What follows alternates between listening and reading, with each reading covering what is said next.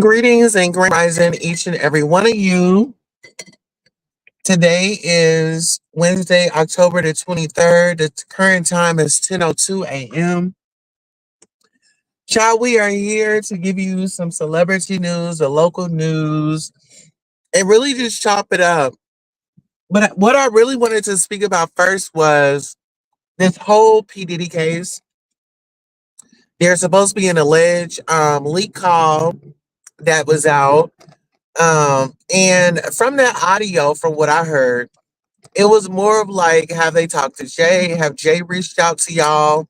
Who is Jay? I don't know. And I guess for most of us, we would all think Jay-Z, right? Because Jay-Z and Diddy were they were besties, cool friends. So apparently, like, he wants them to get a job and things like that. But this is my thing. I don't know if y'all saw here lately, but was it Justin? Justin is like his Bentley, he owes like $100,000 or something on it. But when you talk about your daddy being a billionaire, like how is that so? And it makes me wonder and think because from my understanding, I guess, everything is in Miss Combs's name. Everything is in Miss Combs' name. So it's nothing in Diddy's name, right? Or is little to nothing in his name. But my thing is like to for his children to kind of be going through this traumatic situation. I mean, dad is in jail, mom is gone to glory, and grandma ain't worked a mess. It must be very hard for those kids over there. It really does.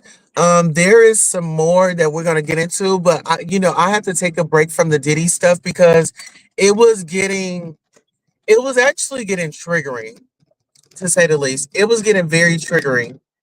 Uh,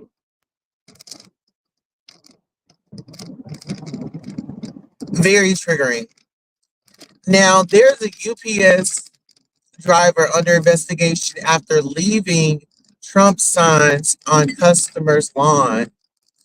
Now, I know that it's about time for us to vote and things like that. Oh, I got to get out of election board today. Uh, I just want to say this. It's around this voting time. It's a lot going on. People are going to get a little rowdy. I would say when you make sure you vote. A lot of people, some people say, well, oh, my vote, it won't count. Your vote counts votes. Okay. If you have the luxury of voting, I suggest and recommend any and everybody to vote. When we talk about Project 2025, when we talk about daycare and things like that, the necessities that we need to be effective in this economy, things are going to start getting slashed. So we need to make sure we are doing our due diligence and making the change that we want to see.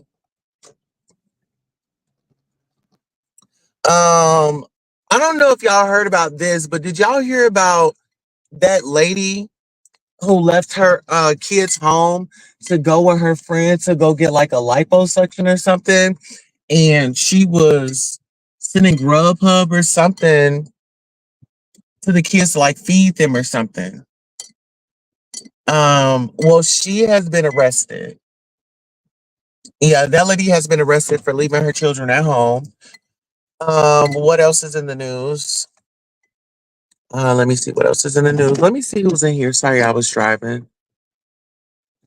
All right, I'm good enough. Hey, honey, how are you doing? Let me check and see and make sure which channel are we on. So it was a lady there, and she was like I said, she left out of town to go with her friend to get like I guess like a BBL. I mean a to get a liposuction. Give me 1 second. I'm gonna try to figure out something right quick. Give me 1 second. Okay, so let's see.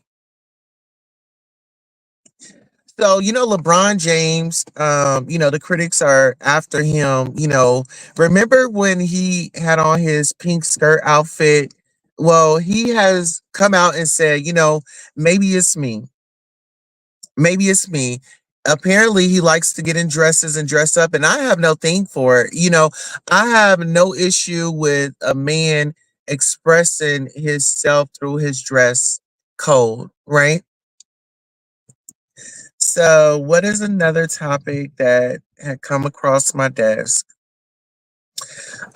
22 charged in human trafficking ring based out of Northeast Philadelphia. A years long investigation into a human trafficking ring based out of Northeast Philadelphia has resulted in 22 people arrested, according to the Pennsylvania Attorney General. AG Michelle Henry announced the arrest of 52-year-old Terrence Jones on Tuesday. He is facing multiple charges, including involuntary servitude and trafficking individuals. Investigators say Jones had been trafficking young women since at least 2012.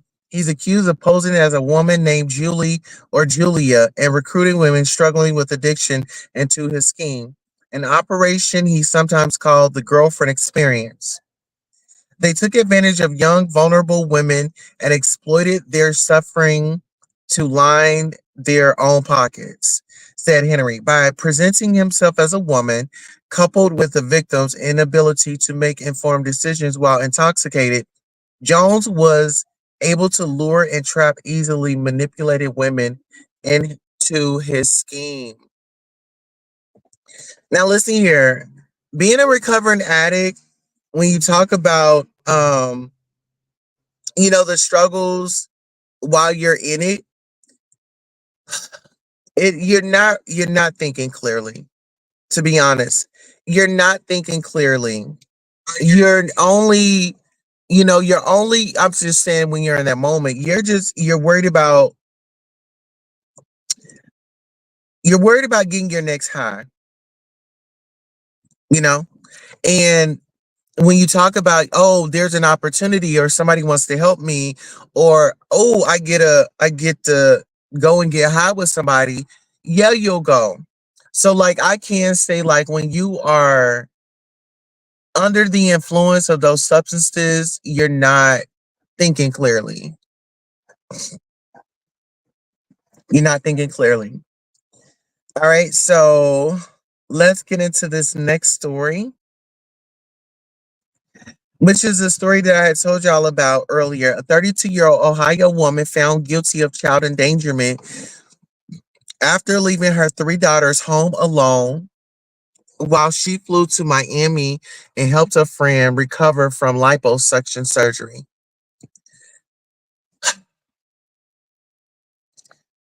That really blew me because you're sitting up here, you done left your three daughters at home, you're talking to them from the computer, and you're sitting in Grubhub or whatever it is, Uber Eats, and having it set outside. Hey, 111, good to see you this rising.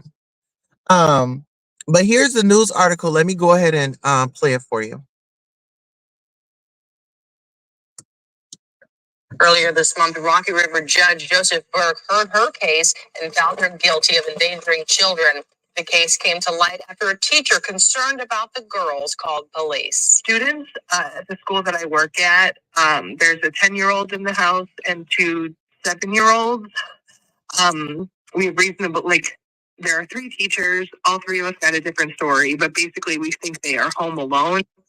The judge said Knowles never notified her friend or mother that she was leaving the state and leaving the children alone. Sentencing is scheduled for 10 a.m. this Wednesday in Rocky River Municipal Court. All right. So you out here this and put your life on the line, and you went out and helped a friend with life to go get liposuction. That just really blows me. And I'm just like, when it comes to parenting and things like that, like you've got to protect these kids. We got to protect these kids. I mean, you're just too. I mean, I get that we have social media and we have video cameras and things like that, but what if somebody was to intrude on the house? What if somebody breaks in? You know, what are you going to say? How are you going to be there to defend them? And let's get into these comments. A real friend wouldn't even ask me no shit like that. Fly here and I will help you recover, but I'm not leaving my children to go take care of no adult. That sneak at night. Someone says, I'm gonna be quiet because my mama stayed outside, but she came back after a few hours though. So your friend more important than your kids. I hope she watched them for you. Absolutely, because now you need her. Now you need her to help you watch them kids because you're gonna be behind bars. Your friend mean more to you than your kids, bro. What the F? Someone says just trifling. Left your kids home alone for 3 days.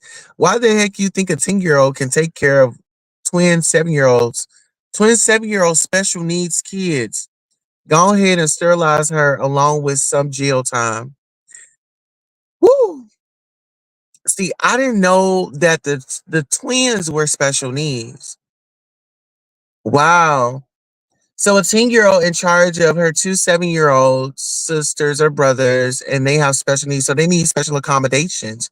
And like I said, even in an emergency with the special needs kids, what if one of them were eating and choked and, you know, let's see.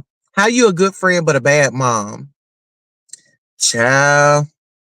All right, let's get into this. Here's another story.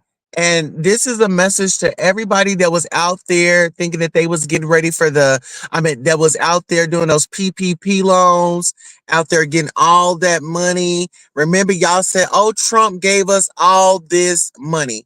Well, guess what? The feds are making their rounds, child. Okay, give me 1 second. I'm going to go ahead and play this clip for you. Hello. What's going on? Are you Destiny? I'll call the people here. Okay, let's be inquiry. I'm not the residential owner. Something going on? Are you Destiny?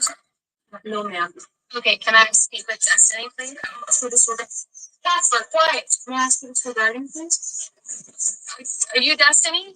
Can I inquire like what it's for and then I can make a consensus? You don't mind? I'm asking you if you're Destiny. Are you Destiny? No, ma'am. Okay, is Destiny here? No, ma'am. Huh? So I just would you mind if I just made a quick phone call? A phone call to who? Listen, we just want to talk. And it's kind of weird when you're holding the door. Because they have the dogs and I just don't want to harass you. I don't want to get this way. Just my comfort and like just for my own. We can get out here. She just wants to do you mind just for my own comfort? And like this is not my home. And I could step out for you all. But then I bet on a Wednesday that this is happening. I don't know what's going on. Well, right. No, I get it. I understand. Okay, we're not here for the homeowner. I'm here to speak with you. So if you can sit out for a second, we'll explain to you what the situation is. Just for my own safety, like do you all have a warrant or anything like that? I need you to answer me first. Are you Destiny Harris? Okay, I I don't believe what you're telling me. I know that you're Destiny, so I'm asking you to come outside for a second with us. Would you just give me 1 second? To grab my telephone, it's right on the table. And while you're grabbing and come and make the phone call out here, we'll let you make the phone call, but we do have to call. If you leave the door open, we'll let you grab your phone. You can make the phone call out here. Is that okay? I'm comfortable with that. Is she okay? Yeah. Yeah. Okay. Can we leave the door? Absolutely. Do you mind if I just put the dogs that were escaped so not taken out? Well, they have Daisy, another dog, so just put those out here. Go to jail, Mom. I understand. So you have to. I don't know what's going on, but you can't fight. Exactly. You go right through the house over here.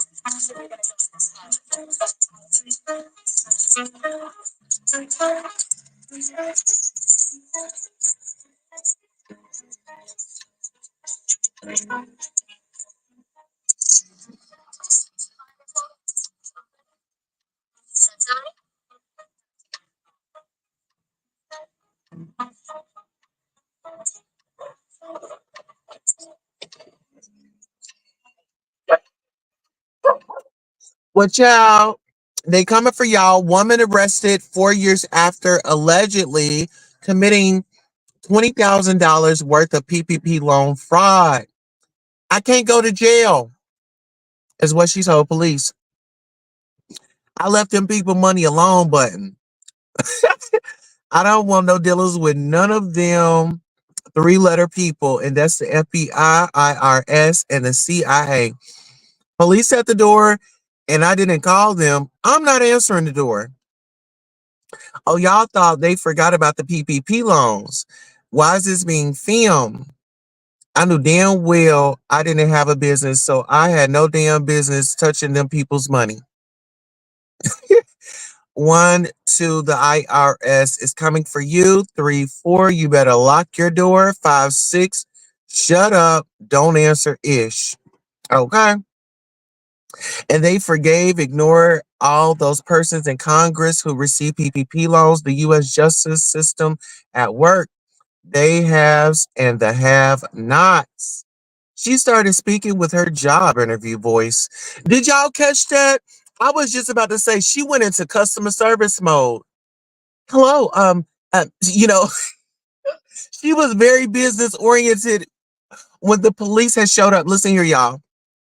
You know what? Now that they made that point, I got to start this video over because I want y'all to listen to Miss Destiny.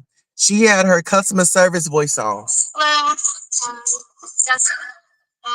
What's going on? Are you Destiny? We have a couple people here. Okay, Destiny inquiry. I'm not the residential room. There's something going on. Are you Destiny? No, ma'am. Okay, can I speak with Destiny, please? For this order. For quiet. Can I ask you for guidance?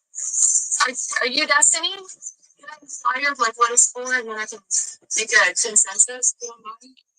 Okay. Listen here, Destiny had all the vocabulary. She had her etiquette, honey, but they weren't buying it. They were not buying it. They said, Miss Destiny, you're going to have to come on with us. Okay? Now let's get into it. Let's get into it. Former church youth director faces criminal sexual conduct charges in Washtenaw County.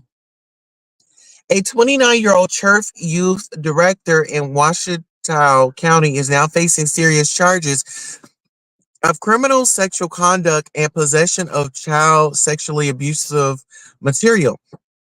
According to Michigan State Police, Zachary Ratcliffe, the son of senior pastor at Oakwood Church, has been accused of committing these crimes over the past decade. Radcliffe was also served as who also served as a church's music director who initially suspended. Hold on. Radcliffe was also served who also served as a church music director was initially suspended on October the 3rd following growing concerns within the church leadership. By October the 12th, after more details emerged, Radcliffe was officially terminated from his position without pay. The allegations surfaced after families, along with the church staff, reported inappropriate behavior, including Radcliffe allegedly soliciting explicit photos and videos from teens. The church has since taken steps to offer counseling services to those affected and is working closely with authorities on the investigation. If you have any information that could aid in the investigation, Michigan State Police are urging you to contact Detective Sergeant Dan Drewer at the Brighton Post at 810-227-1051.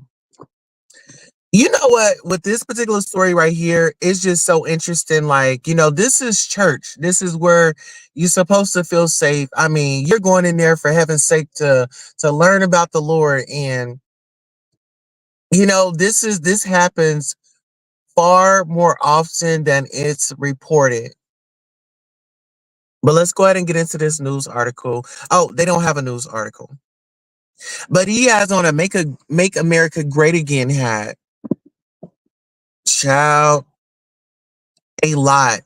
Now, speaking of a lot, Shine claims he was set up as the fall guy in Diddy nightclub shooting and documentary trailer. Child, listen, y'all want to get into this? Well, let's go. Wanted to sign me. I would ride my bicycle up the Brooklyn Bridge. And by the time I got down, raps would just come to my head. I got a call. They was like, yo, you gotta hear this kid. Name Shine. Kid is nice. Not so many people on the pump with us. That's just the us with us. It's the bad beat. Everybody's like, okay. Now listen. Woo! How do y'all feel about that? So Shine is having a full circle moment. He said this man tried to set me up. He wanted me to be the fall guy. This man did time in prison and some more. And when we talk about not only Shine, but we have Natanya. Natanya is the lady that was shot in the face. That's who she is. She's the one that was shot in the face. She's come out. She's been doing interviews. She's been over to Tisa Tales. If you just type in her name, Natanya, uh, or even Google Natanya, the lady that was shot by Puffy, it'll definitely come up. Whew. Okay, so it says former Bad Boy Records artist Moses Shine Barrow is sharing his perspective on the infamous 1999 nightclub shooting that altered his life and budding rap career in the upcoming documentary, The Honorable Shine. The documentary's trailer, released on October 21st, stars with Shine reflecting on his early days as a rapper. By the time he was 20, Shine was a millionaire after signing with Bad Boy Records and releasing his breakout single Bad Boys. According to People, his career came to a halt after the 1999 shooting at a Manhattan nightclub involving Diddy, which left three people injured. Shine was convicted of first-degree assault, while Diddy was charged with felony gun possession. However, the mogul was acquitted after claiming self-defense, and Shine served time in prison. In the documentary, Shine and his mother, Frances Mavette, make serious allegations about the aftermath of the shooting. He was betrayed, Mavette explained. While Shine added, I was absolutely set up by the fall to be the fall guy. The upcoming film revisits the shooting and follows Shine's life after the shooting, including his time in prison. The former rapper was deported to Belize and went through a personal transformation. He converted to Judaism, and became the country's music and goodwill ambassador. Currently, he serves as the leader of the Belize House of Representatives. Despite his past, Shine is finding ways to move forward. During a press conference in September, he openly spoke about Diddy's mentorship and his feelings of betrayal. Now, what I want to know is, because they were saying that, Andre Harrell and all of them had, groomed Diddy. So I want to know, was there like a grooming process for Shine? Um, I'm just very curious. You know what I'm saying? Like I'm just very curious. Now I want to circle back around. I want to circle back around to Christian Keys because remember, everybody thought that it was Tyler Perry or P. Diddy, but it was a black billionaire, right? Let's go ahead and take a listen to what Christian Keys said. This is the guy that had come out and was like, "Oh, I was violated in the industry." Let's hear what he has to say.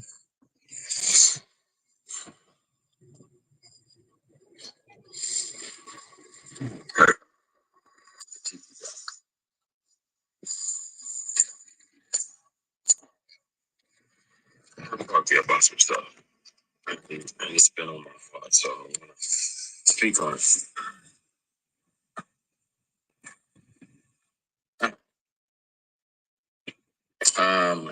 Good evening. Everybody's doing amazing. I am. I've been speaking to my brother about making a declaration of my experience. Um, what I experienced with certain powers that be that were moving inappropriately. And I really, like, it's in my bone to discuss that because thankfully God built me the way that He built me, but I'm, I'm not sure, based on this person's claims and brags, um, that he's literally got. At the same time, this person was sexually harassing me for years. Um, he was claiming, that he had multiple young black men on the payroll. They just had to show up when he requested them to be there. And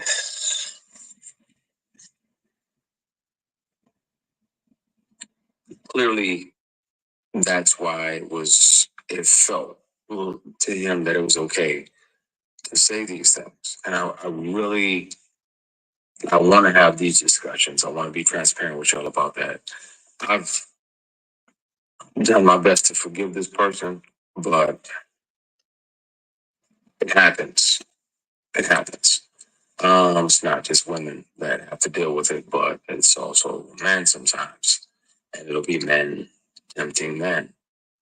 And that's why a lot of my posts over the last few years have been about taking the scenic route, taking the long way around, because if that means that you can carry your integrity with you, then, and it's 11:11. Thank you, Heavenly Father, for another opportunity to connect with you. Please forgive my sins, my shortcomings, my bad decisions, and my mistakes. Um, Please continue to guide and protect us as only you can. Everybody that's watching, this presentation, if I see 11:11, I'm going to have another conversation with God. So thank you, Father. I appreciate you. We love you. We thank you. In Jesus Christ's name we pray. That's interesting. But there are people that will and have and will continue to, unfortunately, offer these things. And some of them are your heroes.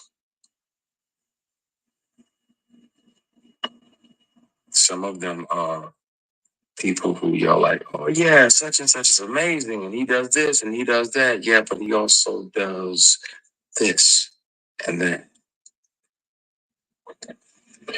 I at some point soon it's gonna have to come out. I've kept one of these on me since '05.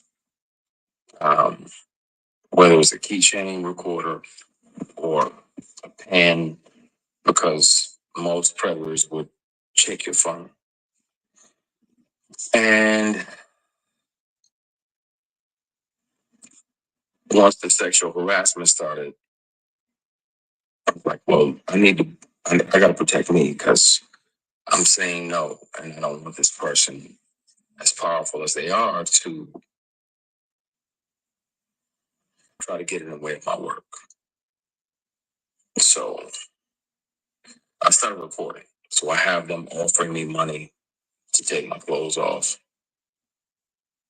I have recordings when I wasn't working with them or for them. I have recordings of them confessing that, the other guys that they have on the payroll, all of the above.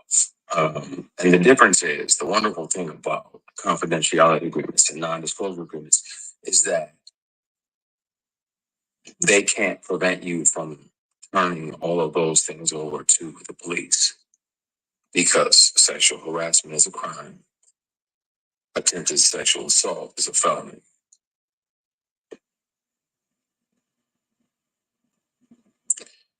And Tams, you literally just asked, why do we as Black people have to deal with that? But sometimes it's our own people.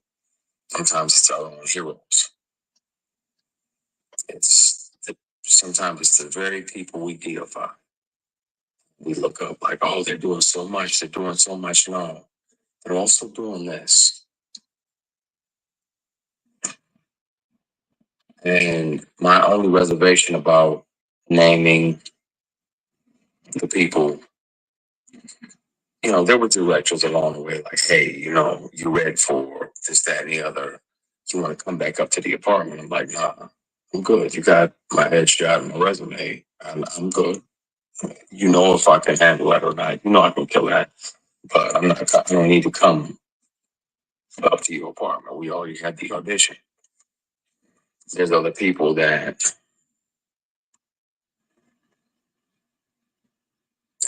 I want to say everything, and my brother was like, yeah,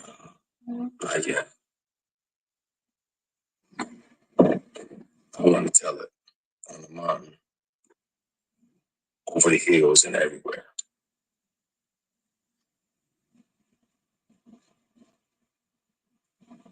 I want to speak on it. And the good news is that they don't even have to believe me. Hopefully they would, but even if they don't, they can hear this person. Since sexual harassment started, I've carried many recorder devices on me, keychains, pens, thumb drives with a charged battery that get 6, 7, 8 hours, all the above. So I have the conversations. I really want to air that shit out, because it bothers me when I'm alone at night. Like, man, the world is celebrating this person, and they don't even know the shady and predatory way in which this person moves, and the way that, predators resent the prey that gets away. So when you don't say yes, when you don't say, okay, I'll acquiesce and, sign up and literally and figuratively play ball. So we're not doing that. They resent you.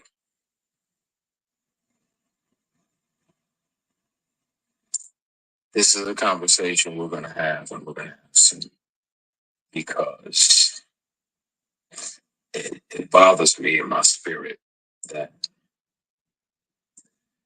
I can forgive people. That's one thing. But yeah, we don't play ball. That's my brother in there. And he knows the real deal. He knows the who. I'm good. Somebody said, you don't look okay. I'm okay. I have peace. I'm literally strategically planning my next 8 moves. I'm good. God got me, because he was watching when I was offered these opportunities, and I didn't say yes. I didn't sell my soul or my ass. Here's my front, y'all. So I know some of y'all, hopefully y'all have no kids around, but I didn't sell nothing for success. It's like, nah, that's not what I want. You know, I ain't into that. I ain't into dudes. I got the only beard in the bed policy. Mine is the only beard in the bed. Yeah, we ain't doing none of that. I don't get out like that. And these people kept on for years. Sexual harassment is a crime.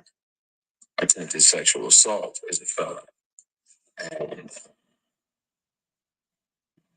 where I'm at now is that in the middle of the night, I think about if I'm brave enough to name the person, I'll take a polygraph live. I'll take 5 polygraphs live. And I'll pass all of them because it's the truth. This person is a predator and he's one of several. And it's a shame, man. But I think it's time. It,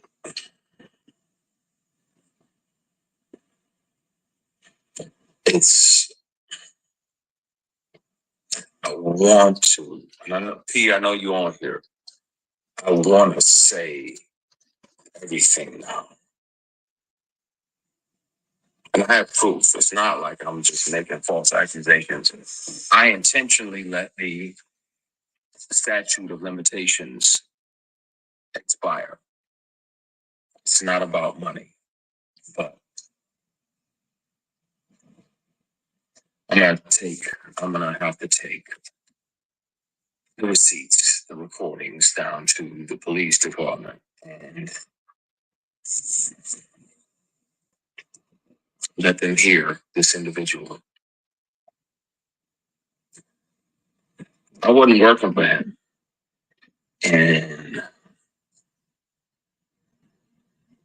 the month and the year that he showed up to my apartment and offered me $100,000 to take my clothes off.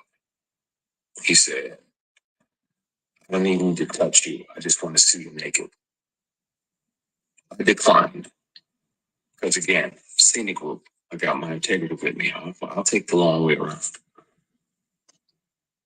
But being that I wasn't working with him and we were in my apartment, he had visited my apartment to offer me a job this fall because the lead of this particular project was going to do something else. So he needed another lead. I recorded it because I didn't trust him. And I had told him over and over. And he still always tried shit. Just tried shit. So if people don't believe me, they can hear him in his voice. I have always kept something on me.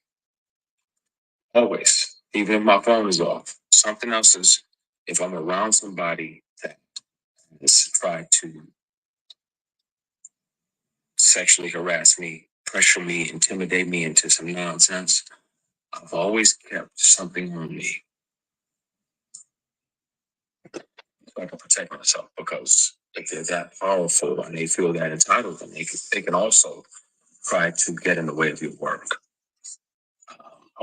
So listen here. I just wanted to come through and give you guys some content. I know I've been trying to get back in the groove of getting our coffee talks together.